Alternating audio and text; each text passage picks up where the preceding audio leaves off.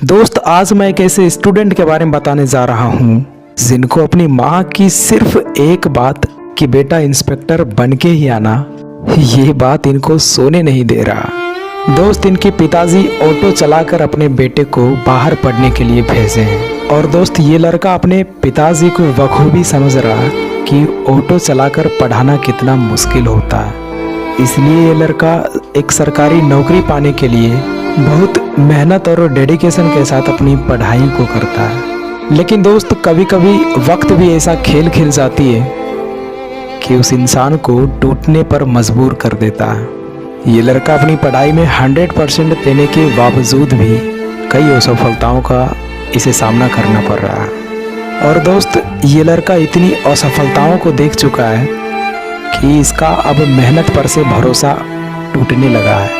जब किसी स्टूडेंट को उसके मेहनत का फल नहीं मिलता है ना, तो दोस्त उस स्टूडेंट का मेहनत पर से भरोसा उठने लगता है और वो खुद को कमज़ोर समझने लगता है और वो मन ही मन कहने लगता है कि पापा मुझे लगता है कि मैं आपके सपने को पूरा नहीं कर पाऊँगा। माँ, आपका जो इंस्पेक्टर बनाने का सपना है ना, वो लगता है अब पूरा नहीं हो पाएगा। पापा मैं बहुत मेहनत करता हूँ पर पता नहीं कभी प्री निकलता है तो मेंस नहीं और मेंस निकलता है तो डिस्क्रिप्टिव नहीं। और कभी कभी नॉर्मलाइजेशन भी ऐसा खेल खेल जाता है कि वो हमारे सपने को 1 सेकेंड में नस्ते नाबूद कर देता है। पापा मैं क्या करूँ, मुझे कुछ भी समझ में नहीं आ रहा है। और एक वैकेंसी को कंप्लीट करने में हमारी ये गवर्नमेंट को 3 साल लग जाते हैं। ये सरकार स्टूडेंट के दर्द को कभी समझ ही नहीं पाते हैं।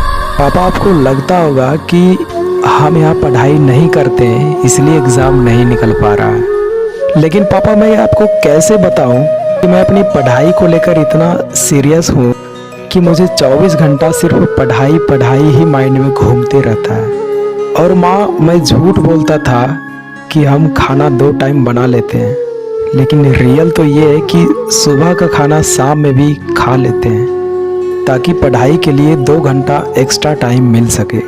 और पापा इतनी मेहनत के बाद भी कहीं नौकरी नहीं मिलती है ना, तो ऐसा लगता है कि मैं आपके मजदूरी से कमाया हुआ पैसा को बर्बाद कर रहा हूँ।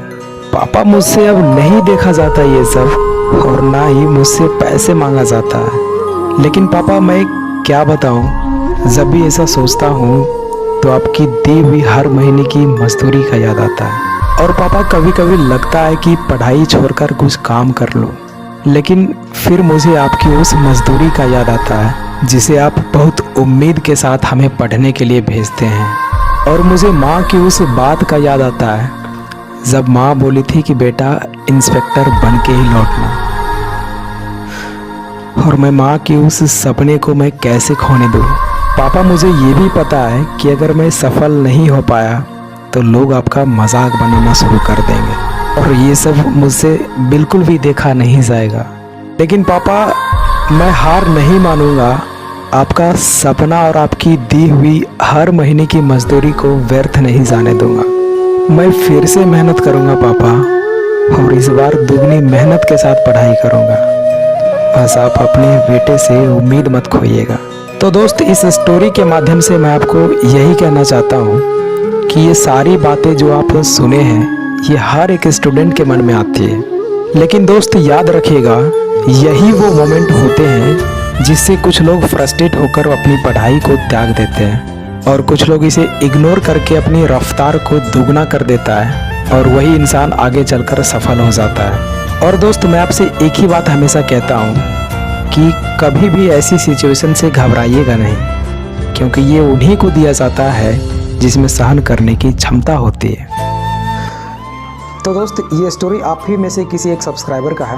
वो मुझे इंस्टाग्राम पे मैसेज किए थे, वो अपनी लाइफ स्ट्रगल को बताए थे कि मैं अभी इस स्ट्रगल से गुजर रहा हूँ, तो मैं उन्हीं पे एक डेडिकेटेड वीडियोस बनाने की कोशिश किया हूँ। तो दोस्त आई होप ये वीडियो आपको पसंद आया होगा। अगर पसंद आया तो वीडियो को लाइक एंड चैनल को सब्सक्राइब जरूर कीजिएगा। मिलते हैं नेक्स्ट वीडियो में, तब तक के लिए बाय।